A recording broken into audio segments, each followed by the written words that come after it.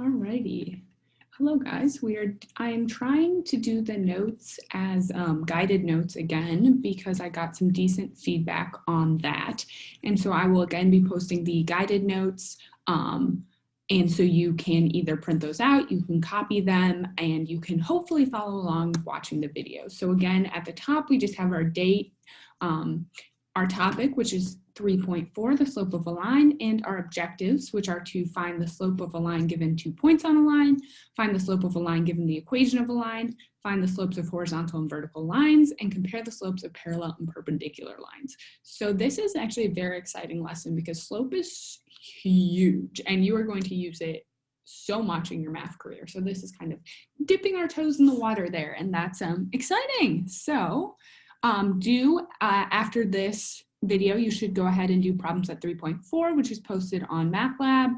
Your homework will be problem set 3.5. Well, I guess that's kind of confusing because I'm just going to put then homework problem set 3.4 that goes with this video. And then there's a link to MathLab, and then the video will be linked as well. So part 1. Find the slope of a line given 2 points on the line.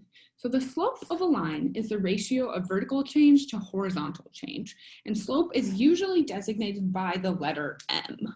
And so we know that slope M is going to equal vertical change. Oh, let me get my pencil on.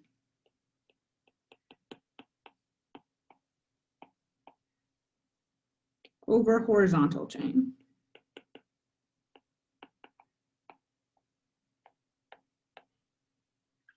Okay, and so that our vertical change is going to be change in Y, and our horizontal change is going to be change in X. Okay, and we can also think of slope as the rate of change. So how many times can Ms. Hogenkamp say change in this video? Probably a lot. So slope is equal to vertical change over horizontal change, which is the same thing as change in Y over change in X. And we can also think of slope as the rate of change between 2 points. So let's go ahead and think about this with general points X1 and Y1.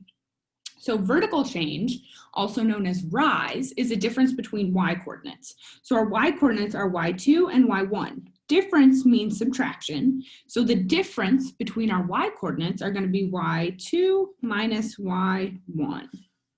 Okay, and then, so perhaps you would be able to figure this out on your own. Our X coordinates, horizontal change is the difference with X coordinates, and our X coordinates are X1 and X2. Difference, again, is subtraction. So the run, or the horizontal change, is going to be the difference between our X coordinates, which is going to be X2 minus X1. So then, to formally define slope, given a line passing through points X1, Y1, and X2, Y2, the slope, M, of the line is going to be equal to M equals rise over run is equal to, well, we know that rise is the difference in Y values, so that's going to be Y2 minus Y1 over run, which we know is going to be the difference in X values, which is going to be X2 minus X1. So there we have a formal definition for the slope of a line. All right, so we're going to go ahead and scroll down here. So for example, find the slope of a line containing the points 0, 3, and 2, 5. So sometimes it helps to label that this is going to be X1, Y1, X2, Y2. So now we can kind of just see, okay, we have these coordinates, we have these coordinates. Let's go ahead and just plug in our values. So M is equal to Y2 minus Y1 over X2 minus X1. So M is equal to 5 minus 3 over 2 minus 0. So in this case, we are going to have a slope of 5 minus 3, which is equal to 2, over 2 minus 0, which is 2. So 2 over 2, which is equal to 1. So our slope, the slope of the line containing the points 0, 3, and 2, 5 is going to be 1. So that's kind of exciting. Basically, this is finding the slope when we're given 2 points is kind of like a plug and chug ordeal where we're just like, okay, 2 points, Y2 minus Y1, X2 minus X1. Okay, So moving right along, part 2, finding the slope given an equation. This is even easier, lucky for us. So let's recall for a second that we know slope-intercept form is y equals mx plus b, where m is the slope, which we now know, m is slope, and b is the y-intercept. And that b has coordinates. Remember, it's going to be 0, b. If you're thinking about it in terms of a coordinate point, that is going to be y-int. So let's do an example of this. Find the slope of a line whose equation is f of x equals 2/3 x plus 4. So at first you might be like, oh, what? But then we remember that we know y is equal to f of x. So another way we could think of this equation is as y equals 2/3 x plus 4. From here, it's especially obvious that we're looking at something in slope-intercept form, and therefore m is right there before that x, which is 2/3. So we know that the slope of the line m is going to equal 2/3. It's literally that simple. You just look at the equation. If it's in slope-intercept form, we are good to rock and roll. But sometimes it's not in slope-intercept form. So if we were looking at 3x minus 4y equals 4, we don't see anything that looks like it's y equals mx plus b. And that's problematic because then there's no like, oh, where's m? It's like, oh, well, we're looking at this, standard form.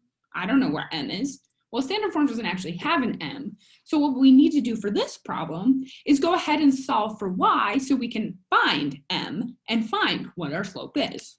So we are going to want this 4y on its own. So we're going to have 3x minus 4y equals 4. I'm going to add 4y to both sides just so that's positive. So I'm going to have 3x equals 4 plus 4y.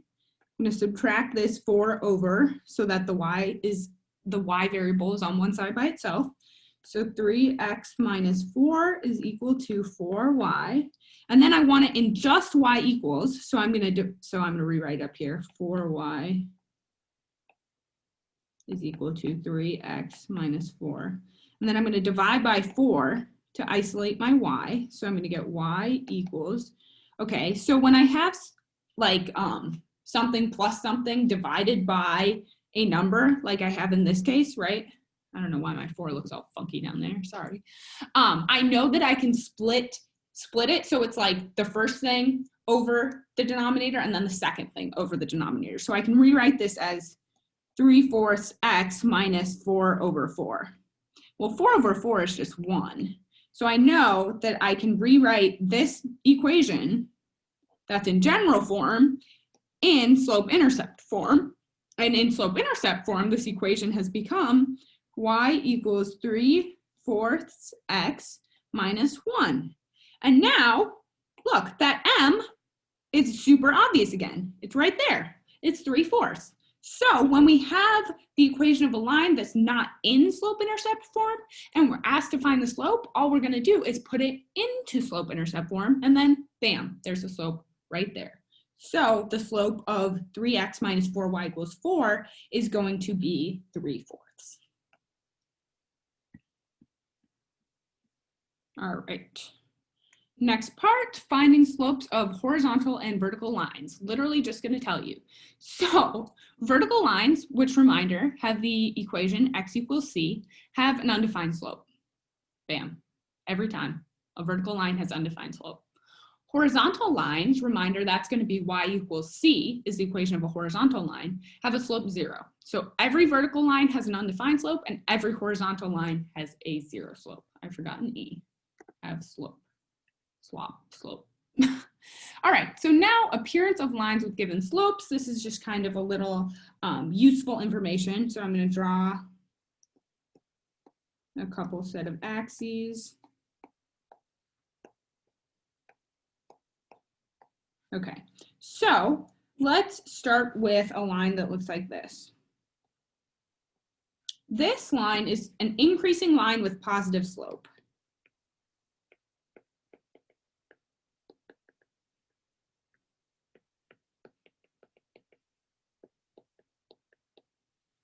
Okay, on the other hand, if I had a line that looked maybe something like this, That's going to be a decreasing line.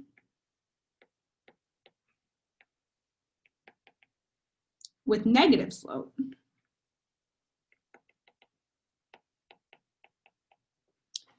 If I have I'm gonna have to think really hard about this for a sec because I always get them confused. Horizontal line, so that's gonna be something like this. Yes, that's horizontal. I literally get these mixed up all the time. Horizontal line, we know, has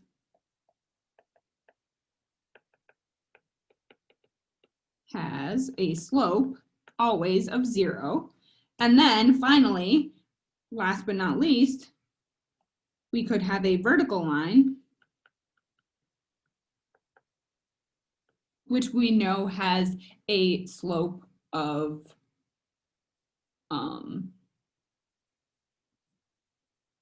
undefined. I had to remind myself of that so I didn't misspeak. Slope undefined. Okay, so horizontal lines, 0 slope, vertical lines, slope is undefined.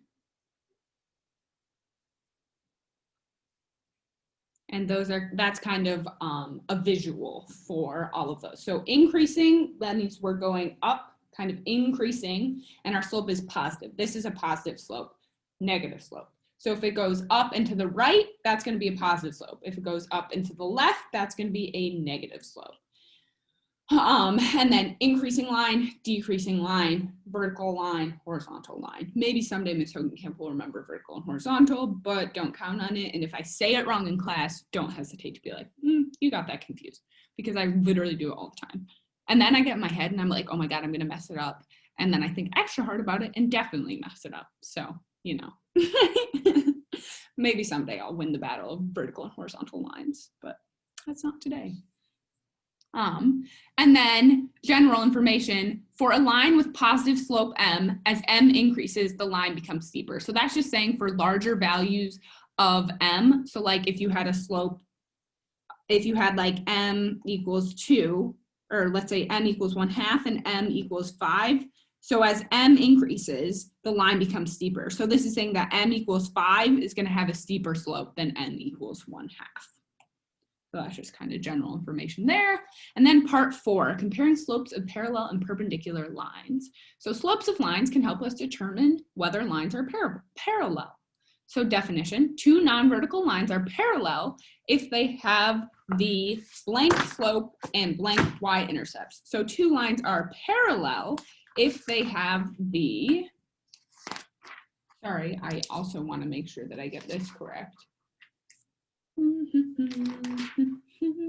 Same slope and different y-intercepts. So same and different. So if we wanted to go ahead and draw that, we could draw a set of axes. I'm going to probably do a bad job of drawing this, but roughly some line going up like this maybe. And then we're going to have another line going up like this.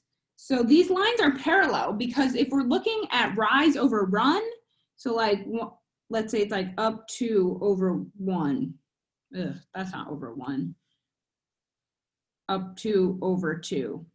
Up 2 over 2. So both of our lines have the same slope, same rise over run, but look at the y-intercept of this first line is going to be down here at like, I don't know, -1. I didn't draw a very exact set of axes, but that slope for the first line might be down at -1, whereas the slope for the, or excuse me, the y-intercept is at -1, whereas the y-intercept for that second line might be down at like -3. So we can see that these lines are parallel because they have the same slope and different y-intercepts. On the other hand, 2 vertical lines are perpendicular if their slopes are negative reciprocals. So that's saying if the slope of line 1, so M1, which refers to the slope of your first line, is equal to M1, it's just equal to whatever it is, then the slope of your second line, if it's perpendicular, is going to be equal to -1 over m1.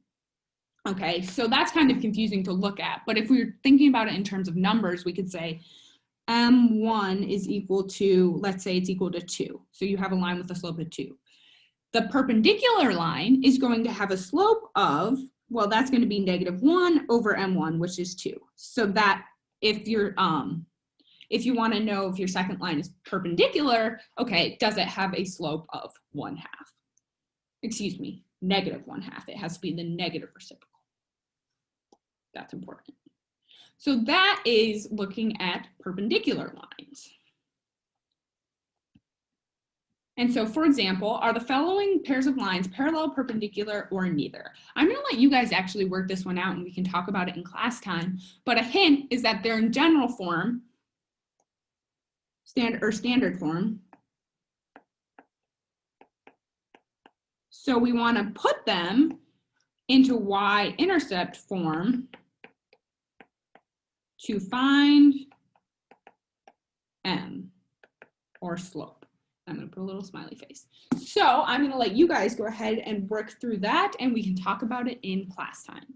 So that is 3.4, slope of a line. I will go ahead and post these notes and link everything on the assignment guide.